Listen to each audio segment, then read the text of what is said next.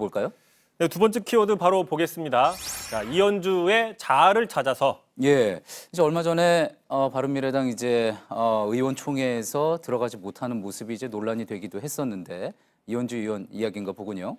그렇습니다. 어제였죠. 어제 자유한국당 지지층 행사에서 한국당에 입당을 할 수 있다는 식의 공식 발언을 내놨습니다. 뭐라고 얘기를 했냐면, 자, 이현주 의원이 어제 한국당에서 오라고 해야 가는 거다. 자, 한국당 의원들이 요새 지나다니다 보면 이제 와야지? 그러면 자신은 그럼요라고 대답을 한다.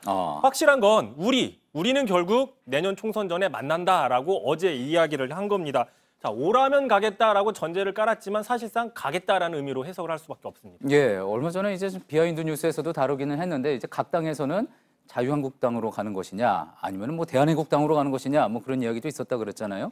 또 총선은 한 1년 정도 앞두고 이제 자유한국당으로 가는 어떤 행보가 본격화되는 그런 모습으로 보이기도 하는군요.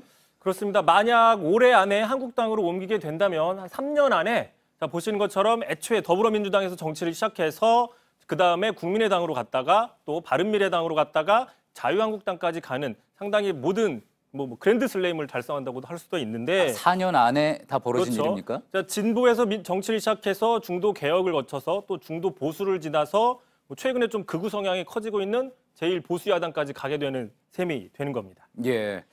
자, 뭐 정치인이 뭐 탈당을 하거나 뭐 정당을 다시 선택해서 뭐 입당을 하거나 하는 것들 뭐 자유지만 이렇게 급격하게 180도 바뀌게 된다 그러면은 이 과거에 내놨던 주장도 이제 또 달라질 수밖에 없잖아요. 그렇다면 유권자 입장에서는 왜 입장이 달라졌느냐, 그때와는 달라졌느냐, 이렇게 계속 물을 수밖에 없게 되겠죠.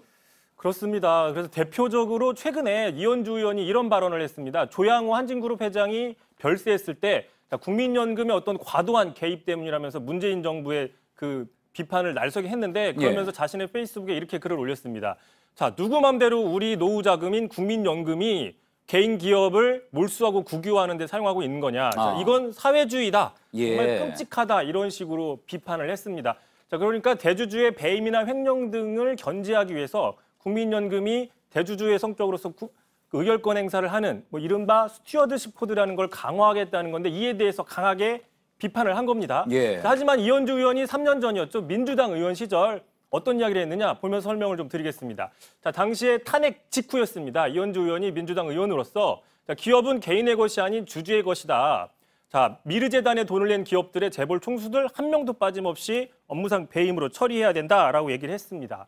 자, 특히 국민연금이 제대로 관리 감독되지 못하고 삼성의 경영권 승계에 이용이 되고 또 그 과정에서 수천억이 피해가 됐다 이런 얘기가 있었죠. 그걸 강하게 질타하면서 이렇게 얘기를 했는데 직접 들어보시죠. 예. 평가 손실 6천억, 국민들의 노후자금 도저히 용서할 수 없다. 이것을 국가를 뭐로 보는 겁니까? 삼성이 박근혜 대통령 위에 최순실이 있고 최순실 위에 삼성이 있는 겁니다. 그렇게 말씀하실 일은 아니고 우선은 이제 진실이 문제에 대해서 철저하게 조사를. 자, 보신 것처럼 3년 전에는 국민연금이 관리감독 역할을 제대로 하지 못한다고 저렇게 날선 비판을 하고선 자, 이번에는 국민연금이 제대로 역할을 했는데 개별 기업에 대해서 과도한 개입을 한다라고 비판하는 건 좀 앞뒤가 안 맞는 거 아니냐라는 지적이 나올 수밖에 없습니다. 예. 앞서 나왔던 화면이 상당히 인상적입니다. 당시 황교안 총리를 상당히 강하게 몰아세웠는데 만약에 지금 이야기 나오는 거대로 자유한국당으로 이제 입당을 하게 된다 그러면은 이제는 당대표로서 만나게 되는 거 아닙니까? 예, 이제 또 어떻게 둘 사이가 어떻게 또 진행이 될지도 궁금해지는 대목입니다. 예, 잘 들었습니다. 비하인드 뉴스 이성대 기자였습니다.